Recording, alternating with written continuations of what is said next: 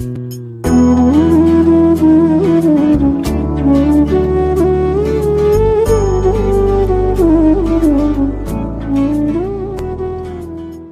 guys, I'm one of the member of Team Anonymous and I am going to share a very interesting book review named Pachinko by Minjing Lee.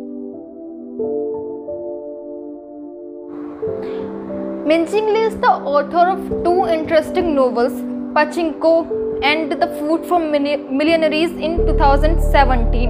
Pachinko is published by the head of GS publication. Review को start करने से पहले हम ये जान लेते हैं कि पचिंको होता क्या है। Pachinko is a game we played in the Japan and Korea. In initial of the book it is the game only for the purpose of entertainment, but लेकिन कुछ टाइम बाद में इस गेम को एक फैमिली बिजनेस का हिस्सा बना दिया। Let's start the review of this interesting book. This book is about a family who migrated from Korea to Japan at the time of World War I. In this book, it shows that what are the conditions of migrant in other countries and the countries who are colonized by others. What are the conditions of the people in their own countries when they colonized? You should read this book. ऐसा क्या है इस किताब में जो मैं आपको suggest कर रही हूँ इसे पढ़ने के लिए? मतलब ऐसा क्या है कि इसने मुझे अपनी तरफ अट्रैक्ट किया इसे पढ़ने के लिए? ऐसी बहुत सारी चीज़ें हैं जो इसमें छुपी हुई हैं और आप पढ़ना ही चाहिए हमें। वो सब तो मैं आपको नहीं बता सकती, बट उसके लिए तो आपको किताब पढ़नी पड़ेगी। लेकिन कुछ चीज़ें ऐसी हैं जिसके बारे में आपको बताऊंगी, इसके कुछ फैक्ट्स, कुछ इंपॉर्टेंट चीज़ें जो हमारी लाइफ से, हमारी पर्सनल लाइफ से रिलेटेड होती है। चीज़ जो मुझे इस बुक के बारे में सबसे ज़्यादा अच्छी लगी वो है इसका नाम, पचिंको। पचिंको के बारे में मैं आपको पहले ही बता चुकी हूँ कि पचिंको क्या है और कैसे खेला जाता है। एक्चुअली हमारी लाइफ में एक गेम की तरह होती है जिसे हम डेली ही खेलते हैं, लेकिन अलग अलग एस्पेक्ट में खेला जाता है। तो वैसे ही ये कहानी जापान की है कि जापान में पचिंको की क्या इम्पोर्टेंस थी, वो लोग कैसे अपने एक छोटे से एंटरटेनमेंट के पर्पस को उन्होंने एक फैमिली बिजनेस का हिस्सा बनाया। तो और भी बहुत सारी चीज़ें जिसके नाम में ही छिपी हुई हैं जो आपको पढ़ने के बाद पता चलेंगी, कैसे इसकी वैल्यू अदर कंट्रीज में स्प्रेड। इस बुक में दूसरी अच्छी चीज़ जो मुझे लगी वो है इसका story plot. The story plot is very beautiful and very awesome. In this book we cannot say it's a book only of two lovers. In this book we cannot say it's a story of a family. ऐसी बहुत सारी चीज़ें जो हमें इसमें देखने के लिए मिलेंगी या पढ़ने के लिए मिलेंगी, जैसे कि एक love story, the value of the family, value of friends and the value of two brothers and the strongest relationship of the world, the relationship of son and mother. तो चलिए फिर चलते हैं इस बुक की रिव्यू की तरफ, इसकी कहानी की तरफ। ये कहानी स्टार्ट होती है एक हुनी नाम के कैरेक्टर से और उसकी वाइफ यांगजिन से। They gave a birth to a daughter named Sunja. Sunja इस किताब का मेन कैरेक्टर है। सुंजा की लाइफ से हमें बहुत कुछ सीखने के लिए मिलता है और सबसे अच्छी चीज़ जो है, इसे हर लड़की शायद अपनी ज़िंदगी से कहीं ना कहीं पे रिलेट कर सकती है। जो एक लड़की की ज़िंदगी होती है वो शायद इस कैरेक्टर से बहुत आसपास मैच जरूर करती है।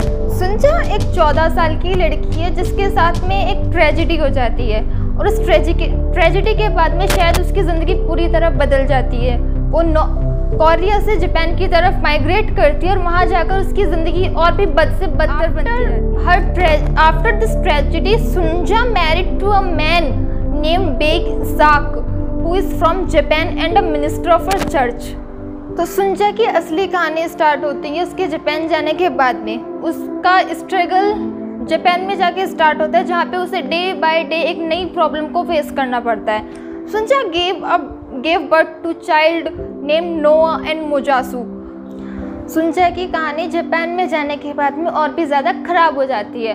वहाँ पे उसका स्ट्रगल डे बाय डे बढ़ता रहता है। नए नए कैरेक्टर इसमें आपको मिलेंगे, जैसे कि सुंजा का brother in law Yoseb and his sister in law Kyunghee and his two son Noa and मोजासू।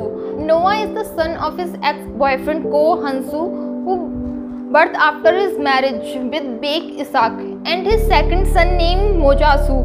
Noah is a person of a very enlightened mentality, like who always like the study, who always like the education, who want to go school. On the other hand, Mojasu is just like a flirting personality who don't like education, who don't like when to go when इस book में family values के अलावा जो दूसरी कहानी हमें देखने के लिए मिलती है वो है किसी दूसरे देश में माइग्रेंट होना या फिर अपने ही देश में किसी दूसरे के द्वारा कॉलोनाइज्ड बना लिया जाना।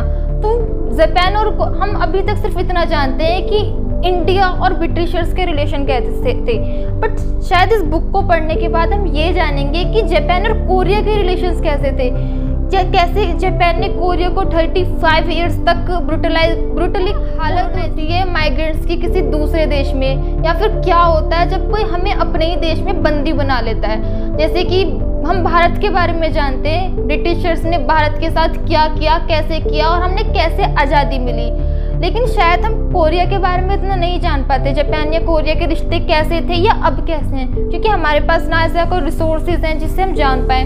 तो ये एक ऐसी बुक है जिससे पढ़ने के बाद में हम बहुत ही सिंपल लैंग्वेज में जान सकते हैं कि रिलेशंस कैसे हैं इन दो कंट्रीज़ के, जिनका कल्चर बहुत हद तक सेम है, जो लगते भी सेम है, लेकिन जिन लोगों की मेंटलिटी बहुत ज़्यादा डिफरेंट हो जाती है।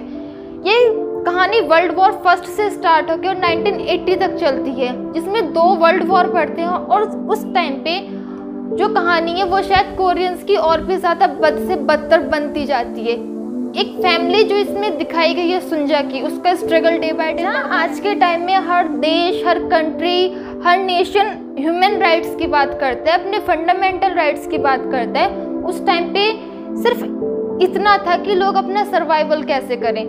इस बुक में ये दिखाया गया है कि अधिकार के लिए बाद में लड़ना, पहले अपने सर्वाइवल के लिए लड़ना पड़ रहा है दिन ब दिन। कैसे नोवा और मोजासु दिन ब दिन इस चीज़ को फेस करते हैं कि दूसरी कंट्री में जाके उनके रिश्ते कैसे हैं, कैसे उनको आइडेंटिटी माना जाता है, उनको याकुजा लाइक अ गैंगस्टर उनको कंसिडर किया जाता है, जो आइडेंटिटी शायद आज तक भी उनसे पीछा नहीं छुड़ाती है।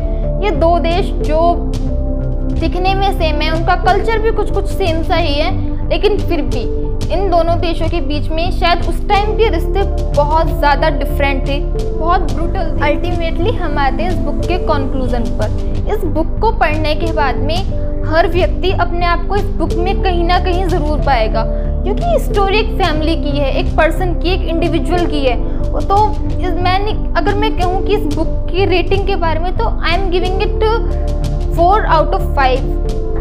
This book is a masterpiece of empathy, integrity and familial loyalty. कोई इस बुक को पढ़े या ना पढ़े, पर मैं हर एक लड़की से पर्सनली सजेस्ट करना चाहूँगी कि वो इस बुक को पढ़ें, क्योंकि कहीं ना कहीं ये बुक एक लड़की के कैरेक्टर से बहुत ज़्यादा इंटरेक्ट करती है। मैंने इस बुक को पढ़ने में शायद ज़्यादा टाइम नहीं लगाया और इस बुक ने मुझे रीज़न दिया कि पेज बाय पेज पलटने का। जब मैं इस बुक को पढ़ रही थी देन अंदर आई इंटरनली फीलिंग कि मैं इस बुक को जल्द से जल्द फिनिश करूं। तो इसी के साथ आज हमारा बुक रिव्यू कंप्लीट होता है और हम ऐसे ही आपके लिए नए नए बुक रिव्यू लेकर आते रहेंगे। जय हिंद।